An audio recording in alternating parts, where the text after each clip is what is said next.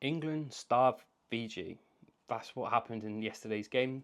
This is now 24 hours after that international rugby game. Here is my honest opinion, thoughts, and kind of like a little bit like a match review. So, England starved Fiji. Fiji, where were you? Fiji just didn't turn up for whatever reason, and England just did what they needed to do and got the win.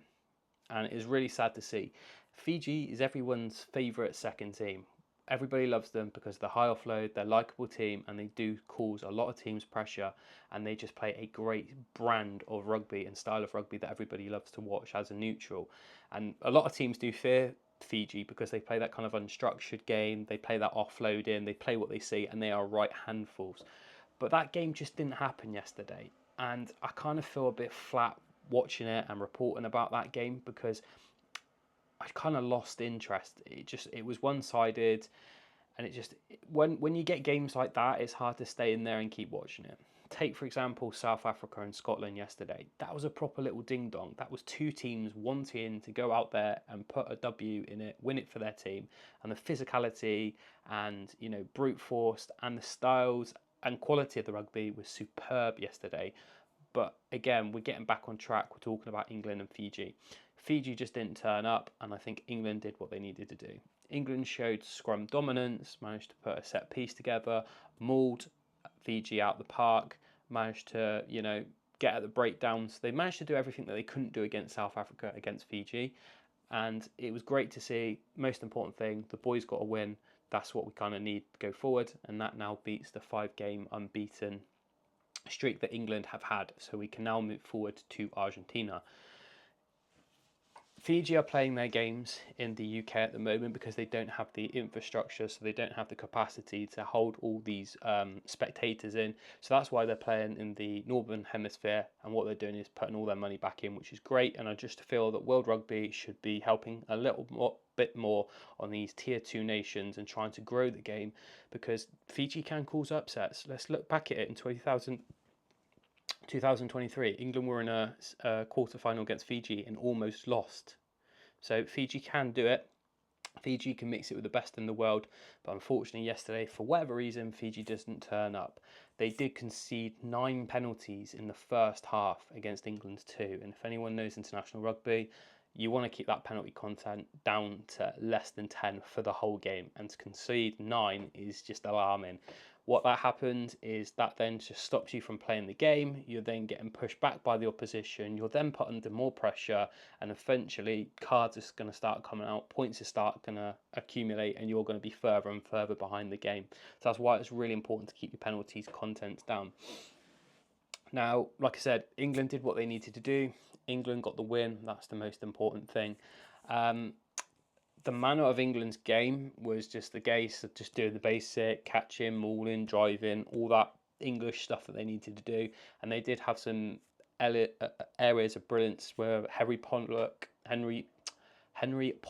absolutely tearing up, got on a hat trick.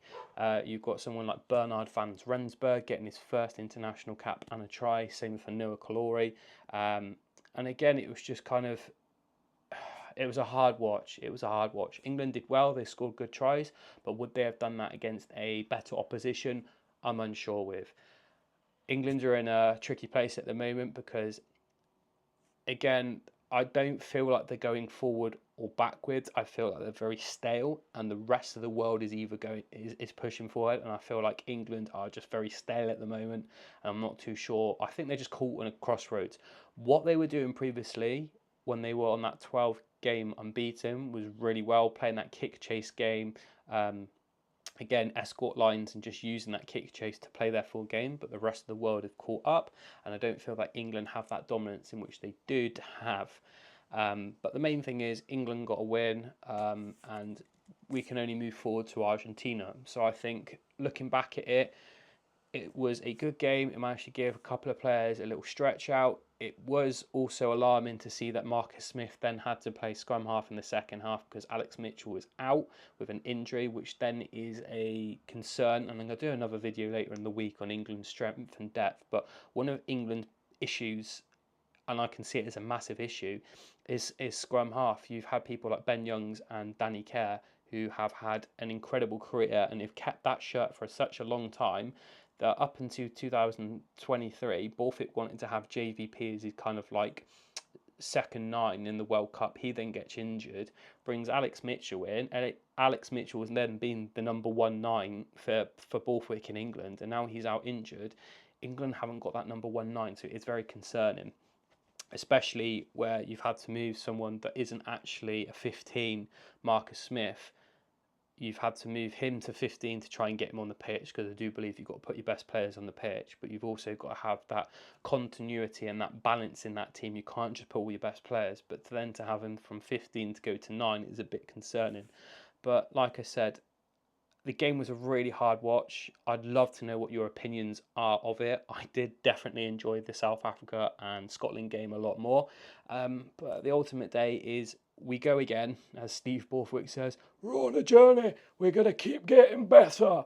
Well, they're definitely going to need to get better against Argentina, because, you know, England just didn't really have any shots fired at them, and if you have that situation, you're going to be chucked in the deep end that way. So that's all we can say. But that was my raw opinion. I think England did really well. It was great to see some debutants starting, and ultimately it was just a steady win at the end of the day.